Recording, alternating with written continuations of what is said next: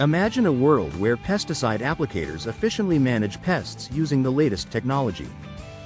Drones, or unmanned aerial vehicles, UAVs, are revolutionizing pesticide application. With UAVs, applicators can perform precise pesticide spraying and significantly cut costs.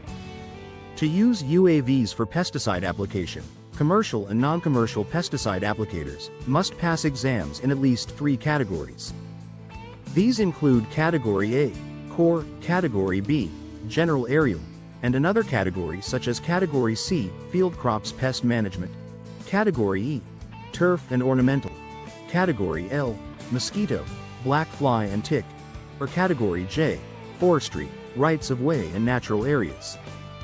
Depending on the nature of the work you do, testing in additional categories may be needed. Keeping certification current is essential. Commercial applicators will need to recertify in Category B every year.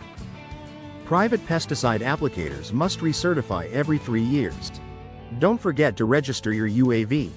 All UAVs used in pesticide application must be registered with the Federal Aviation Administration, FAA. For UAVs over 55 pounds, extra waivers and exemptions are mandatory.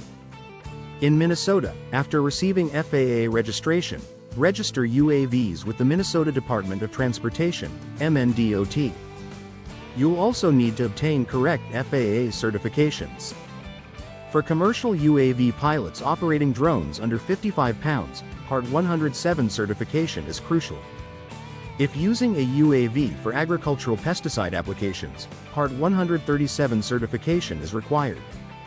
For UAV pesticide application as a business, get a commercial operations license from MNDOT. This requires proof of financial responsibility that meets the Minnesota Department of Agriculture's standards. Using drones for pesticide application can transform pesticide application practices, site evaluations, and land management decisions. To get started, ensure you meet the licensing and certification requirements and register your UAVs. Once you are a licensed drone applicator, be sure to stay compliant.